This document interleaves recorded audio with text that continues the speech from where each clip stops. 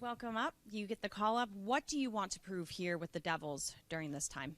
Well, I just want to prove my game, that way I play. I think it's a good opportunity for me to show what I can do and on this level. So, what can you do with your game? Can you describe your game for us? yeah, I mean, my game is more physical game, play defense, stay back. So, just going to do that, defend goalie. We hear the Utica group has done so well because of the help with the coaching staff and the same consistency of players. What have you learned with Utica this year? I mean, I learned a lot. We have good coaches, good team. We have older guys too. So every day I try take something from each older player, from coach what he say. So they been coaching. Our coach been coaching for a while. So. Any family back home going to be watching? Probably. Yeah. My parents, yeah. So is it an early wake up for them? When would they be watching? Yeah, it probably would be, I would say, if it's 7, I don't know, maybe 4 a.m. Okay. How much have you been, dreaming about this opportunity to play in the NHL? I mean, whole my life. Yeah. So it's been a long time.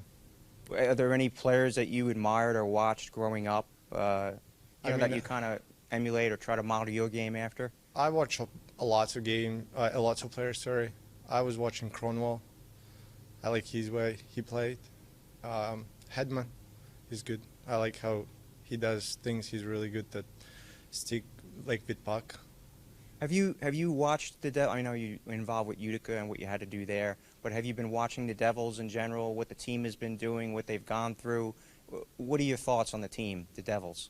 I mean, we have a lot of skill guys, a lot of speed.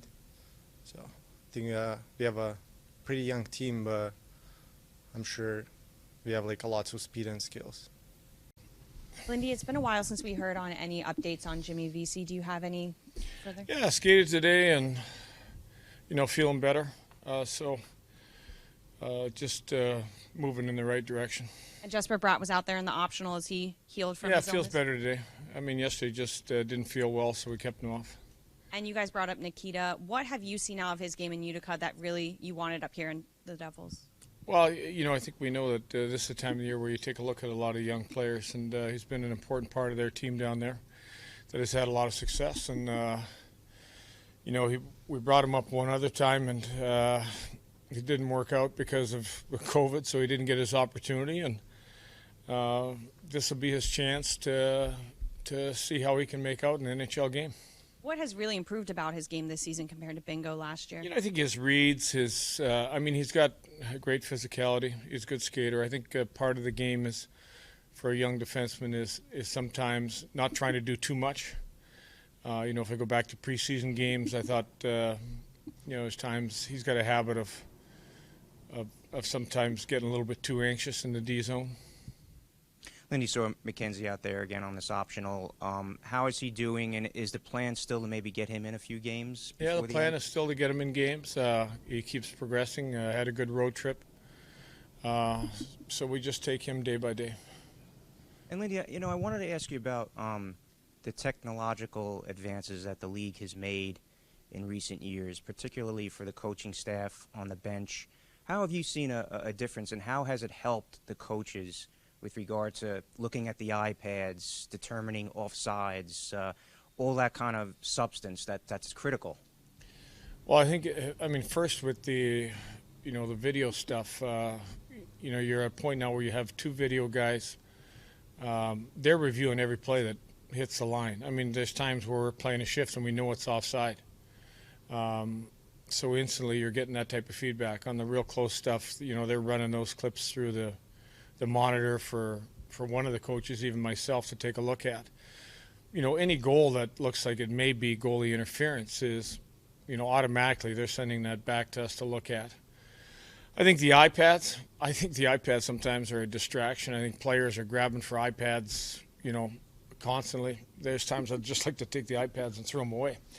I think the players want to use them more than the coaches do now. But I think some is good feedback.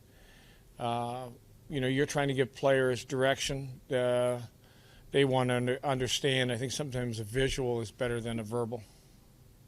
Hey, Lindy, the first game back from these trips always can be a little dangerous, but how much do you have to take the temperature of your team in the first period tonight, and just what made that trip so good?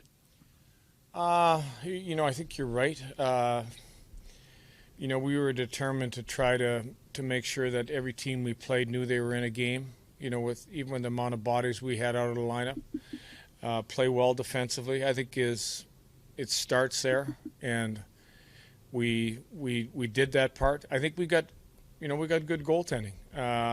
We had goalies that stepped in and made a difference. We had some timely scoring inside of games. Even go to the Arizona game, a couple goals late in the period to kind of open it up in what was a close game. I think those were games we didn't push through earlier.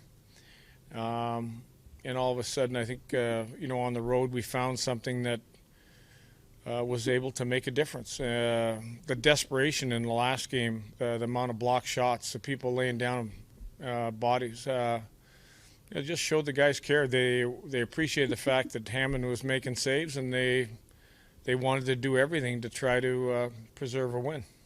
What's your level of curiosity to see Owen Power out there tonight, the number 1 overall pick who had a lot of pub and shows up in like game 70 of a season? Well, I've seen him play a little bit, and he's a good player. He's a good player, obviously. I think you look at a Dahlin and a Power, and you look at two players that could be a cornerstone for a long period of time. Those guys are hard to find. But I think back to your point about coming off a trip like this where we had pretty late night. We flew back after the game. Probably more than concerned, how the team is going to be. Yesterday's practice wasn't very good, which was to be expected. We tried to get just mainly flow and get guys going up and down the ice, but I think everybody knew how they felt coming back, and I don't think the players are going to feel any different. So try to keep with the norm, not just make an optional skate today. And I think the first period will be something that we have to be good at, and handling the puck will be a big deal. Lindy, I'm wondering what Kevin Ball showed you on the trip and whether or not you're starting to think he's NHL ready. I think, again, a guy with that size and that reach, and he has good skating ability. I ultimately think it's just a confidence to believe he can do it inside a game in, game out. We used him in tough situations. We used him in tough kills. You go back to the Seattle game and you look at the kill that we used him in overtime. So he has to be gaining confidence from the amount that we've used and how important of a role he has played for us. Do you foresee next season, this may be a better question for Tom, but do the 6 or 7 best guys just make up your defense, or is there we have to hedge this a little bit because it's time to move other guys along or move them out? How does that work? Well, those would be all discussions that you usually have right after the year. And it's not a one discussion. It's you look at your young guys. You'll feel what is the best for development. Can a guy like Ball step in and be a player? Or do you need help from somewhere else? Those are all the discussions we're going to have. And I think, you look at the whole season as a whole and what that defense has brought us, the amount of chances. I mean, we can go to analytics, the type of situations we gave up, the amount of expected goals we gave up. All those things are going to factor into decisions we're going to make on players. He scored some points, though, didn't he, on this trip with the organization? Yeah. Am I reading that right? Yeah. I've said that he looks more confident than the previous time, and that's a good thing. I mean, you can't teach what he has. He's big, he's got reach, he's got a shot, and he's gaining confidence in his physicality, which where will he be after 4 or 5 months of training? He should be in a lot better place than he was at training camp last year. Thanks. Lindy, one quick follow on the technology one. Do you find that it's more forwards or D, young veteran players that are looking at the iPads, or what do you sense on the bench? Well, I sense that almost everybody's looking at them. I think sometimes they're looking, when there's a mistake, they're looking at justification that might not be me. And so that includes everybody. So, if you're barking out something, we weren't good enough at this, automatically somebody's reaching back and they're grabbing it and they want to go, come on, that wasn't me. So, I think mainly for the coaches, it's a systematic. We're looking at, what happened on that play? Why'd we give up that type of rush situation, or what happened with our forecheck? Mainly, you don't have a lot of time to look. You have a little bit of time to look at timeouts. Or I will say to one of the assistant coaches, can you take a look at that play? And they'll come up with the answer for me. And in that case, it's pretty neat that it's in real time.